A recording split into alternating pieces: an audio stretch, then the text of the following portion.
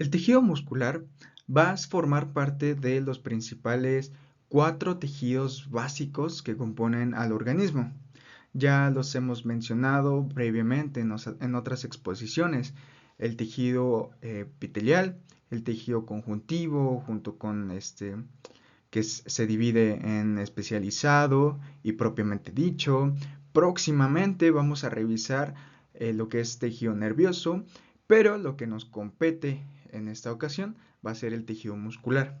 Que pues bueno, antes de revisar los principales tres tejidos musculares que existen, hay que revisar algunas generalidades para poder entender a lo que es pues este tejido muscular, como puede ser cómo se clasifica, alguna nomenclatura y pues aspectos generales para poder entender de lo que estamos hablando. Entonces, vamos a hablar de los miocitos para empezar. Este miocito va a ser como la célula principal, la célula encargada pues de llevar a cabo la contracción del músculo. Entonces le vamos a denominar miocito. Muy bien. Ya mencionamos que tiene una capacidad contráctil que pues prácticamente nos va a permitir el movimiento y la producción de calor. Estos miocitos van a ser células alargadas. Después veremos que estas células pueden llegar a medir incluso hasta 1 metro o incluso hasta ser más pequeñas, como en el músculo estapedio del oído. Pero entonces, estas células alargadas también las vamos a poder denominar fibras musculares.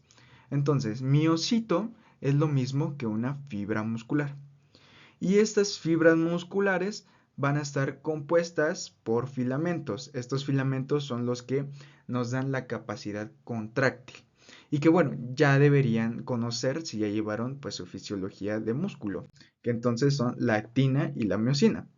La actina se dice que puede existir de dos formas, en la actina G o global y la actina F, que es filamentosa. Entonces la actina G pues va a formar polímeros largos de actina filamentosa que va a servir para el anclaje de las cabezas de miocina para poder llevar a cabo esta capacidad contráctil. También tenemos en el músculo como la unidad básica, la unidad funcional, que ya vimos que unidad funcional existe en casi todos los tejidos, por ejemplo en el riñón, que ya vimos que es la nefrona, en la tiroides, que es el folículo tiroideo, en mama, que es la unidad lobulillar del conducto terminal. Entonces, pues aquí la unidad funcional va a ser la sarcómera. ¿Sale? Es la unidad contráctil básica del tejido muscular, la sarcómera. Ya más adelante vamos a revisar algunas proteínas que la forman y demás cosas. Entonces vamos a ver cómo es que se clasifica al músculo. Este se va a clasificar principalmente por dos aspectos. Una es justo el aspecto, el cómo se ve y la funcionabilidad. Una va a ser que el músculo sea estriado, como lo pueden ver en la imagen de abajo a la izquierda. Tal cual, se ven las estriaciones y que bueno, funcionalmente va a ser voluntario. Es decir, nosotros pensando vamos a poder controlar al músculo. Entonces, a este tipo de músculo que es estriado y es voluntario, le llamamos músculo esquelético. Que bueno, entonces ejemplos tendríamos al bíceps, el tríceps, el cuádriceps, el pectoral, el dorsal, ¿sale? Luego vamos a poder clasificar a otro, que es un músculo liso, es decir, no va a tener estriaciones como el de abajo a la derecha. Este es totalmente liso y funcionalmente va a ser involuntario, entonces es músculo liso. Y este lo vamos a poder encontrar en tejidos más que nada viscerales, es decir, intestino delgado, intestino grueso, la vesícula, el estómago y demás. Luego vamos a tener a otro que también es estriado, pero funcionalmente va a ser involuntario. Entonces, a este tipo de músculo que es estriado e involuntario va a ser el músculo cardíaco. Claro, porque ustedes no controlan cuando late su corazón. Hablemos sobre nomenclatura. Aquí algo interesante que pasa es que se le decidió agregar el término sarcos pues a casi todas las estructuras que existen normalmente en una célula. Sarcos pues quiere decir etimológicamente es lo mismo que decir carne. Entonces, si por ejemplo, cuando ustedes comen carne de vaca, pues están comiendo músculo, ¿sale? Entonces, por eso se le agrega sarcos. Entonces, cuando nosotros hablamos de un retículo sarcoplásmico, pues es lo mismo que decir retículo endoplásmico, solamente que ahora aquí en el músculo. Con sarcosoma, nosotros hacemos referencia a las mitocondrias. Sarcolema, hacemos referencia a la membrana de nuestro miocito. Sarcoplasma, pues es tal cual a nuestro citoplasma. Y pues ya. Entonces, solamente es agregar esa terminación sarcos. Entonces, para que no se confundan después cuando se menciona que el sarcosoma de tal miocito, pues ya saben que es un sarcosoma. Ahora también ya mencionamos que existe músculo liso, músculo esquelético y músculo cardíaco. Pues bueno, cada una de las células que componen estos tipos de músculo, pues van a poder recibir un nombre específico. Por ejemplo, en el músculo liso que se encuentra en las vísceras, los miocitos se van a llamar leiomiocitos. A las fibras musculares que encontramos en el músculo esquelético, le vamos a denominar rhabdomiocito. Y a las células musculares que encontramos en el corazón, les vamos a denominar cardiomiocitos. Perfecto. Entonces, ya con esto podemos entender el siguiente tema, que será músculo esquelético. Primero, hay que hablar de que el músculo esquelético pues está compuesto de fibras musculares. Una fibra muscular aquí en el músculo esquelético es lo mismo que decir que es un sinsitio multinucleado. ¿Pero qué es un sinsitio? Bueno, pues un sinsitio es una fibra muscular que previamente estuvo compuesto por varias células. Entonces, varias células llamadas mioblastos, es decir, que todavía no estaban bien desarrolladas, por eso el término blasto. Estos mioblastos pues se formaron, se juntaron y formaron un solo miocito, en este caso rhabdomiocito. Y es por eso que, bueno, entonces, estas van a tener una forma poligonal y que incluso podríamos llegar a ver que tienen la presencia de varios núcleos. Estos varios núcleos los podemos encontrar en la periferia. Si ustedes se dan cuenta en esta imagen, son escasos los núcleos que encontramos centralmente. Y que bueno, eso tiene más explicación con respecto a que estos núcleos pues tienen como que razón de ser por el tipo de corte que se les realiza, pero realmente no deberían estar ahí, ¿sale? Otra característica que tienen las fibras musculares o los rhabdomiocitos es que el núcleo está en el sarcolema. Perfecto, ya mencionamos qué es el sarcolema. Y lo que les mencionaba hace un momento, que tienen longitudes variables. Por ejemplo, en el músculo sartorio, pues puede llegar a medir casi 1 metro, dependiendo de la estatura de la persona. O el músculo estapedio, que mide incluso solamente algunos milímetros y que se encuentra pues en el oído medio. Ahora, como todo, ya habíamos visto que el tejido conjuntivo en su respectiva práctica pues se utiliza mucho para dar sostén a ciertas estructuras. Y lo mismo va a pasar aquí en el músculo. Va a haber tejido conjuntivo que está abrazando a las fibras musculares y que justamente lo va a mantener en forma, ¿sale? Y que entonces vamos a ver que hay un tejido conjuntivo desde más adentro hasta más afuera. Empezamos con el endomicio. El endomicio va a estar rodeando a las fibras musculares, a los rhabdomiocitos, ¿sale? Y que incluso aquí en la imagen se puede ver como lo que discurre entre estas fibras musculares, que ya vimos que tienen la forma poligonal, pues es justamente este tejido conjuntivo denominado endomicio. y que por aquí va a discurrir ciertos vasos sanguíneos y nervios que pues justamente son para inervar e irrigar, nutrir a nuestra fibra muscular y que en realidad son de un tamaño bastante pequeño. A la derecha, digo a la izquierda, les puse un esquema en el que pueden identificar más o menos en qué altura va apareciendo el endomicio, perimicio y epimicio. Pero vamos uno por uno. Ya mencionamos qué es el endomicio y en dónde está. Luego vamos a tener al perimicio. El perimicio va a estar rodeando a fascículos o haces de fibras musculares. Entonces, un fascículo va a estar compuesto de varias fibras musculares o de varios rhabdomiocitos, ¿sale? Entonces, aquí vemos que hay varios, unos 30, 40, y que alrededor de ellos están encapsulados, están abrazados por un tejido conjuntivo denominado epimicio, digo perimicio, y que también funciona para que por ahí discurran los vasos sanguíneos y nervios. Luego tenemos al epimicio, que es lo más externo. Este epimicio va a ser el tejido conjuntivo que directamente va a estar abrazando a todo el músculo. Toda la masa muscular la va a estar abrazando el epimicio. Entonces, pues ya va a estar agarrando a varios fascículos o varios haces de fibras musculares.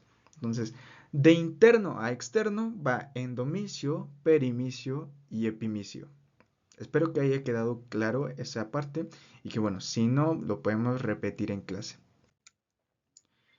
Ahora vamos a ver que existen tres tipos de fibras musculares esqueléticas y que van a estar determinadas primero por su función y segundo por su morfología o por su tinción.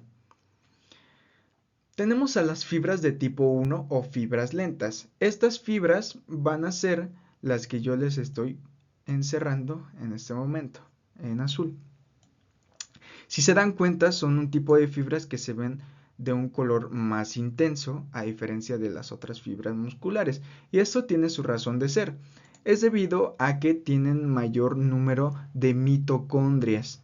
¿Y por qué van a tener mayor número de mitocondrias? Pues bueno, eso tiene que ver con su función. Aquí vemos algunas características de estas fibras lentas o fibras de tipo 1. Primero es que tienen gran resistencia a la fatiga. Es por eso que tienen muchas mitocondrias. Claro, las mitocondrias nos dan energía. Y si yo tengo energía, pues resisto más la fatiga. ¿Sale? Sin embargo, estas fibras pues son de velocidad de reacción lenta. ¿Por qué? Porque los procesos eh, catabólicos que llevan a cabo es por medio de una respiración aeróbica, es decir, es más lenta, requiere más tiempo, pero pues eso mismo le da la capacidad de que eh, sean más resistentes a la fatiga. Y lo podemos ver en ejemplos como algunos maratonistas que aguantan muchísimo tiempo corriendo, desde 40, 50 minutos o hasta muchísimo tiempo más sin siquiera cansarse. Y que pueden ver que aquí en la imagen que les pongo, pues realmente las extremidades son delgadas. Esto porque la masa que ocupan las fibras de tipo 1 o fibras lentas es realmente poca. Entonces, es una característica importante de pues cómo predominan este tipo de fibras en personas pues que necesitan mayor resistencia muscular. Luego vamos a tener a las fibras de tipo 2A y 2B. Este tipo de fibras pues ya son necesarias para un ejercicio más explosivo y que bueno, tienen una masa muscular muchísimo más alta.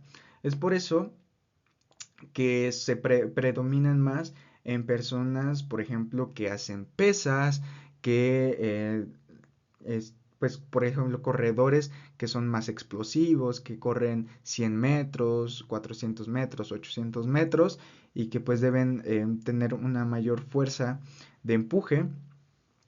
Y este tipo de fibras, pues son las que vemos por acá, las que no están encerradas y que bueno, van a almacenar principalmente glucógeno. Este glucógeno es de donde van a sacar su energía, donde, con el cual van a llevar a cabo una glucólisis anaeróbica, y con esta glucólisis anaeróbica, eh, como es un proceso que produce este ácido láctico, pues este ácido láctico nos va a hacer que este tipo de fibras musculares sean menos resistentes a la fatiga. Por eso, si ustedes van al gimnasio y hacen con un peso pues considerable, no sé, a lo mejor 10 repeticiones, pues ya con eso tendrán suficiente. O si en 20 segundos corren 100 metros, pues obviamente ya hasta le duelen las piernas. ¿Por qué? Por esta presencia de desecho metabólico de ácido láctico. Es lo que nos da esta menor resistencia a la fatiga de este tipo de fibras. Pero que bueno, esta glucólisis anaeróbica hace que la energía que se produce sea muchísimo más rápida, y por eso la velocidad de reacción de este tipo de fibras es mucho más rápida a comparación de las fibras lentas. Entonces, pues es un ganar-ganar. Cada una tiene sus respectivas ventajas y desventajas.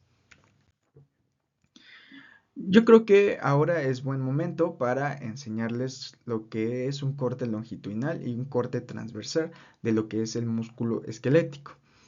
El corte transversal, pues ya lo vimos previamente cuando les enseñé el endomisio, perimisio y epimisio, y que bueno, lo principal a identificar es que son las fibras musculares con una forma poligonal, y que el núcleo lo van a tener en la periferia, ¿sale? En su perímetro es donde vamos a poder encontrar a nuestros núcleos. Centralmente, realmente casi no lo encontramos, ¿va?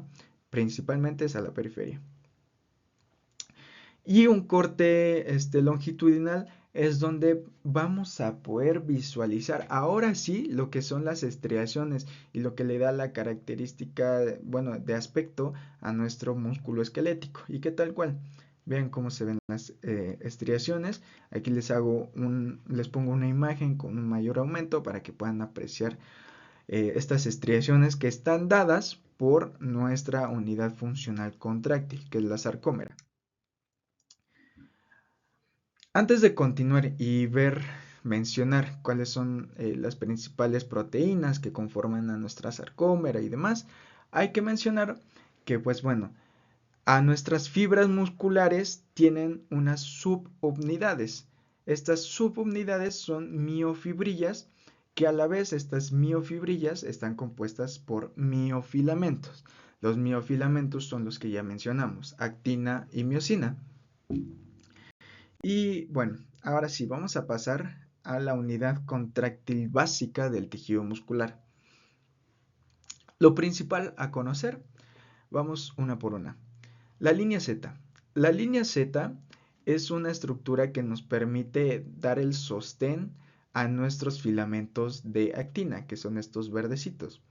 Estas líneas Z están compuestas por proteínas, principalmente actinina alfa, y que estas actininas alfa, pues bueno, van a estar unidas ahora hacia el sarcolema, es decir, hacia la membrana, mediante otro grupo de proteínas, un complejo proteico compuesto por anquirina, distroglucanos, sarcoglucanos, desmina y distrofina. La distrofina se las menciono así con un poco de énfasis porque hay hay una patología genética, la cual pues hay una recesión del gen que nos permite la codificación de esta proteína, y que bueno, entonces nos va a generar el síndrome de Duchenne, y que bueno, próximamente lo van a ver en su respectiva materia de genética médica. Perfecto. Ahora veremos también que pues claro, hay en nuestra sarcómera pues filamentos de actina, filamentos de miosina. Estos filamentos, según la porción de la que estemos hablando, nos van a crear diferentes bandas. Banda A, banda I, banda H, y que le van a conferir como esta característica de, de estriaciones a nuestro tejido, bueno, a nuestro tejido muscular, nuestro músculo esquelético. Y que bueno, vamos a ver en la próxima diapositiva. Pero antes, también mencionar a las proteínas que se encuentran en la línea M, que pues son la proteína C, proteínas de la línea M, como es miomesina, proteína M, oscurina. Estas proteínas pues es principalmente para dar soporte estructural justamente a nuestra sarcómera. Ya por último, vamos a tener en nuestros filamentos de actina a las tropomiosinas y al complejo de troponinas, como es la troponina C, la troponina T y troponina I, que seguramente ya vieron en su fisiología de músculo. Y que bueno, hacer hincapié o hacer énfasis en las troponinas T y en la troponina I, que bueno, estas son exclusivas de nuestros cardiomiocitos y que estas son importantes, ¿por qué? Porque cuando hay un daño en nuestros cardiomiocitos, es decir, por ejemplo, un infarto agudo a miocardio, estas troponinas van a aumentar niveles séricos y que bueno, van a ser bastante indicativas de que justamente hubo este infarto, hubo este daño en nuestros cardiomiocitos. Entonces, importante recordarlas, troponina T y troponina I. Ya por último, vamos a ver a las bandas. Las bandas le confieren esta característica de que se ve estriado nuestro músculo. ¿Y por qué? Pues bueno, esto tiene que ver más que nada con la luz que dejan pasar a través de los filamentos de actina y miosina. En la banda H veremos que solamente encontramos filamentos de miosina. Sabemos que los filamentos de miosina tienen la característica de que son filamentos gruesos. Entonces, como tal, van a dejar pasar menos luz a través de ellos. Y entonces, pues se ve, por ejemplo, aquí en una microscopía electrónica, se ve más grisáceo, ¿va? Una zona o la banda H. Luego, vamos a tener a las bandas A. Estas bandas A se ven aún más oscuras debido a que hay un encimamiento. ¿De qué? De los filamentos de actina y de los filamentos de miosina. Entonces ya hay una suma pues aún mayor de filamentos y que pues aún más, bueno, dejan pasar muchísima menos luz a través de ellos. Y bueno, esta característica de que dejan pasar menos luz a través de ellos se le denomina como anisotrópica, característica anisotrópica, y que justamente esto le da su nombre a la banda A. Luego vamos a tener a la banda I. A través de la banda I solamente vamos a poder ver a los filamentos de actina y que como saben son filamentos delgados. Por eso se ve más blanquecino porque pues dejan pasar muchísima más luz a través de ellos. Esta característica de que dejan pasar muchísima más luz se le denomina isotrópica. Entonces eso mismo también le da su nombre a la banda I. Eso sería todo por parte de tejido muscular, generalidades y el tejido muscular con énfasis en músculo esquelético.